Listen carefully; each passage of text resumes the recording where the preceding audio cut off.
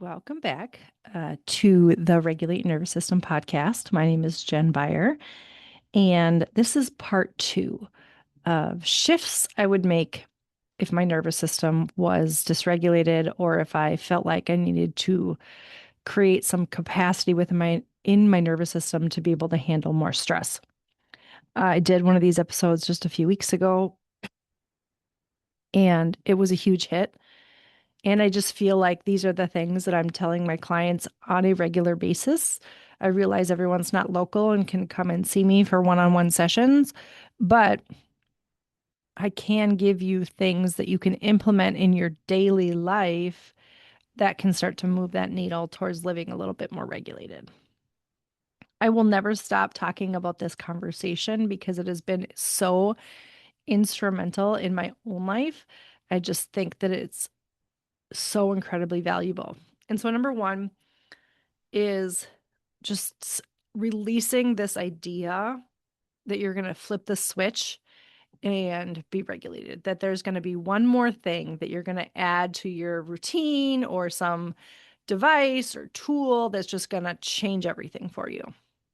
Now, don't misunderstand me. There's lots of amazing tools and things out there that can help in regulation. However, this is a lifelong shift.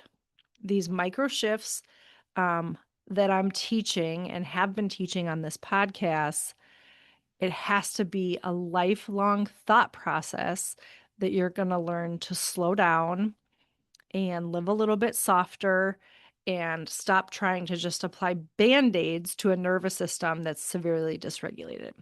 Now, that was number one on my podcast that I did a couple weeks ago on I think it was 5 shifts to make in your nervous system.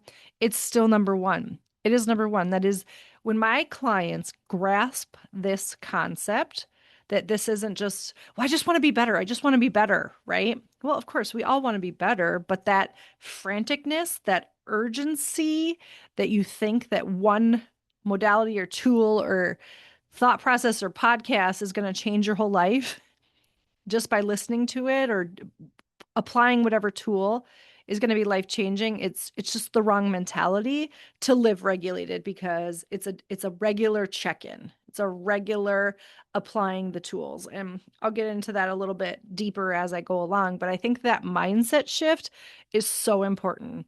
We're not going to flip a switch and be better. It's a softening. It's a slowing down that allows our nervous system to live regulated. Okay. Number two, when we are applying these tools, the more that you do them when you're regulated, meaning not triggered, uh, the greater your nervous system capacity to carry stress. So, last episode, I talked about the walking and feeling your emotions. That's not going to work as well when you're super dysregulated, or at least it's not going to feel like it works as well. It works, it helps, but the more that you do that when you're regulated, when you're not triggered, the greater your nervous system learns to carry a capacity for stress.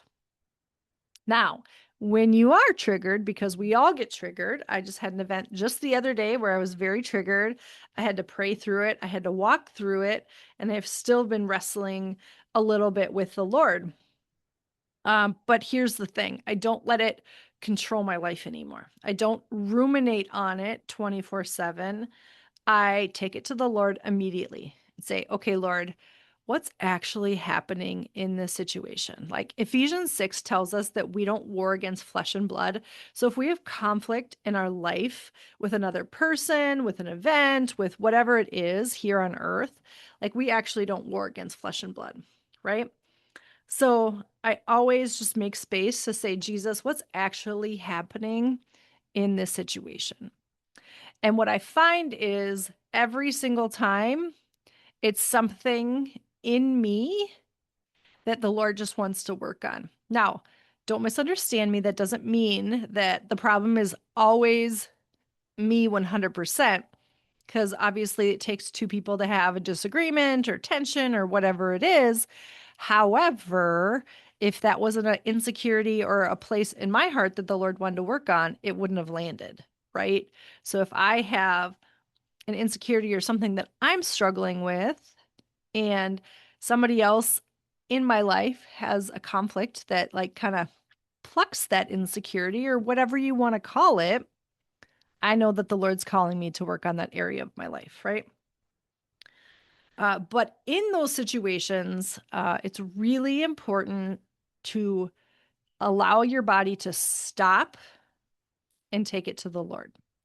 Every time we make a choice like this to stop, not choose the panic or not choose complete anxiety or overwhelm or that spinning out, whatever you want to call it, every time we choose that, our nervous system learns to carry a little bit more stress.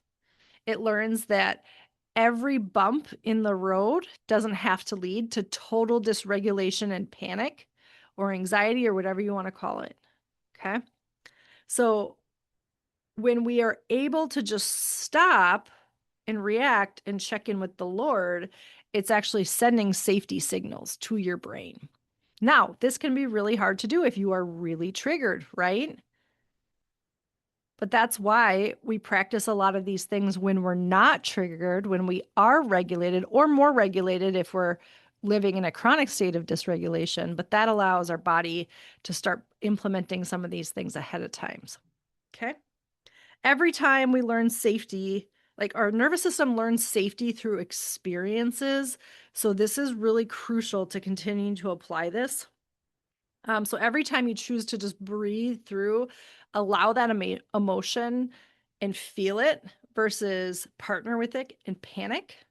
That's why stopping and asking Jesus what's happening in the situation um, can interrupt that pattern of spiraling, right? And that's such a good thing because then every single time our nervous system learns, okay, it's actually safe to just stop and ask the Lord. And that's how our nervous system learns. That's how it grows. Um, see, I want to make sure I'm not missing anything here in my notes. Okay. Some things that I have implemented in my life just to make sure I go a little bit slower because I used to run everything at 100 miles an hour. My internal thoughts, my external world, everything was chaos. And so, as I started applying and doing some of these things, the Lord has had me implement a handful of things, just check ins in my daily life. So, one of them that I do every single time I get in my car is I get in my car, I just take a minute to settle into my seat and take a deep breath, and I just check in with my body, right? I, I, I input my destination in my GPS before I start driving, right? Instead of just racing out of the driveway and taking off. Like it takes me less than 15 seconds to just take a couple cleansing breaths, ground myself a little bit. It downshifts my body, it tells my body I'm safe. And even if I am running late, those 10 to 30 seconds aren't going to make a difference. But what is going to make a difference is if I arrive regulated or if I ride dysregulated. Years ago, when before I knew all of these things, I was always late and I hated being late. It triggered all these feelings of like guilt and shame in me because it meant I didn't have my life together. And so I would drive from a place of panic, right? So if I'd hit traffic or if I'd take a wrong turn or whatever it would just continue to escalate those feelings of panic. So now even if I am late, I just choose to live from peace. I just choose to arrive from peace. Like nothing is going to change whether I arrived at peace or if I arrived panicked. I can't change the outcome, so I just choose to partner with peace. Because when we partner with panic, that's when we're driving with our, arms clenched, our jaw clenched, our bodies tensing, we're bracing. If I'm racing to get somewhere and think I can actually change the outcome by partnering with panic. But if I just release it and allow that anxiousness to just flow through me a little bit, I can soften my body, breathe through it, and still arrive probably around the same time, but arrive in peace. And that changes my whole day. Years ago, we were on our way to the airport and we were running late. I can't remember why we were running late. I think we hit traffic or something. And I was straight up panicking. I was absolutely panicking. I already do get just a little bit anxious, not about flying, but the whole process of leaving home to get to the airport and getting checked in and all that. There's just so many steps that I find it a little bit overwhelming. So even with all the work that I've done, I do get a little anxious and I have lots of good coping mechanisms. But this particular time, I did not. And we were late. And we finally got to the gate, and it happened to be an event that we were going to with several people that we knew. And I was so dysregulated, I couldn't even hold a conversation. I was so full of panic and anxiety that it ruined the next 2 days of my trip. And I say this because I remember people around me were kind of just like, what is wrong with you? Right. And I felt like there's something wrong with me. And I took it to the deeper level, like identity level, like there's something wrong with you, Jen. And that was one of the first times the really started speaking and working on me on these things. Like, did I respond appropriately? I didn't. There was room for improvement, right? But there wasn't something fundamentally wrong with me on an identity level. Did I have to learn some tools that help me cope a little bit better? And now I can arrive at the airport regulated, maybe tiny bit anxious, but I also have great tools to release all of it. But I get to enjoy my vacations. I get to enjoy my trips, right? And I think community is a big part of this, as well as surrounding yourself with people in your community that know and love you for who you are, right? In this particular situation, there was a lot of, what is wrong with you? And there was zero compassion, right?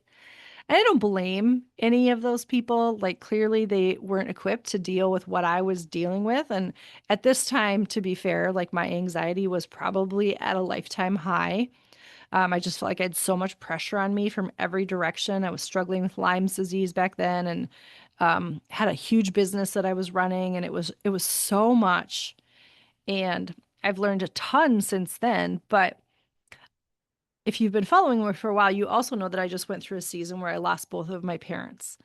And I have such a compassionate, loving community around me now. Like, even when I did have moments where I needed to like lose it or I wasn't my best, I had people that were just there to sit with me in it and love me through it. Not one single person asked me, "What's wrong with you?" And again, I don't blame those people that were in my life at that time. They clearly weren't equipped, and neither was I to communicate and handle what I was going through. But it's just such a contrast to the people that I have in my life now as I walked through some really, really hard things.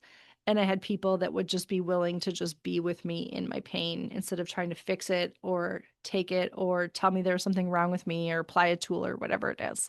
So there is good tools, but some time and places are not the right place for that. Okay, so that leads me to my last point. Deal with your stuff. Clearly, when I was having this dramatic episode in the airport, and to be fair, most of it was internal. I wasn't like freaking out at anyone else, but it was like all the turmoil was happening in my head and in my body. And it just became really apparent that I had some work to do, right? Like that was plucking that cord of deep insecurity in my identity. And I needed to deal with that with the Lord. And so I found some safe places to do that.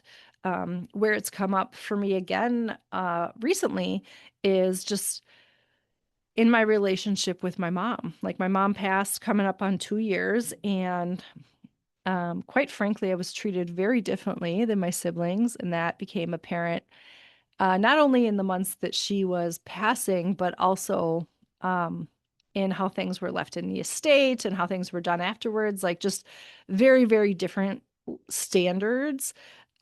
Even though, she claimed that she loved us all the same, like, there's some very real life things that happen that tell me that I wasn't crazy, that I was treated differently, even though I was kind of gaslighted into believing it was just me and my insecurity my whole life. And that can be the hard part, right? Like, what's actually mine that I need to deal with, and what is really happening in the present, right? And so anyway, I've had to go through some really deep forgiveness work, and she's gone. Like she passed coming up on 2 years ago, and I had this um, really big hope of redemption because I've healed so much in my life that I wanted a different relationship than the one that we had, and I had so much hope that that would happen. And now it can't, right? I mean, obviously we'll be in heaven together, but here on earth that's not going to shift. That's not going to change. And so being willing to let go and just let God minister to me in those places. And then the last one is replacing um, the feelings of I'm so overwhelmed. And I'm not saying it's not okay to say that, breathing through that, but following that thought with what do I need right now? What do I need to take care of myself right now? And for me, oftentimes, if I am dysregulated or if I am dealing with some emotion or something like that, I go almost immediately to two things: the prayer walks with Jesus, where I just allow myself to feel my emotions and walk. And that is the best somatic exercise on the planet. Is just, it's releasing things from your body. You're feeling it, you're letting it go. And then at the end of the walk, we surrender it to the Lord. Because we also don't want to live in whatever emotion that is, right? The other thing I'll do is I'll journal. I'll journal through a mixed emotion or maybe a conflict that I'm facing. And I'll journal through it like I'm talking with the Lord. And that helps me get it out. That's an external activity that I can do. And then I'll talk through it with the Lord before I ever um, am in front of that other person to work through that disagreement or whatever it is. I really spend time with the Lord on that. But every time we're able to change the narrative a little bit versus I'm so overwhelmed, I'm so overwhelmed, I'm so overwhelmed. I could keep saying that, or I could say, okay, I'm overwhelmed. What do I need right now? And every time we're able to just flip that script just a little bit, it tells our brain that we're safe and it stops firing all those alarm signals. Because if I just sit over here and I'm like, I'm overwhelmed, I'm overwhelmed, I'm overwhelmed, all that does is release more cortisol and adrenaline into my body and kind of fuels that feeling of being overwhelmed. But if I can stop and say, okay, Lord, what do I need in this moment? It hits a little differently, doesn't it? So these are just a handful of things more that are free that you can apply and you can start doing throughout your life. Writing these down and just practicing them when you're not triggered is the best way, the absolute best way. But just continuing to practice and continuing to show up. I've talked about my group mentoring program before. We are constantly practicing these tools and other somatic tools and other things that the Lord is just constantly showing me and downloading me. And just all the knowledge that I've learned over the last decade or so that I've been struggling nervous system regulation. And we get to do it in a safe community. We get to do it in a place where people understand, people are going through the same things because co-regulation is a really important part of the journey. So if that feels appealing to you, you can find all the information in the show notes. If that's not within your budget right now, start applying these things. Always rooting and praying for you. Thanks for joining me today.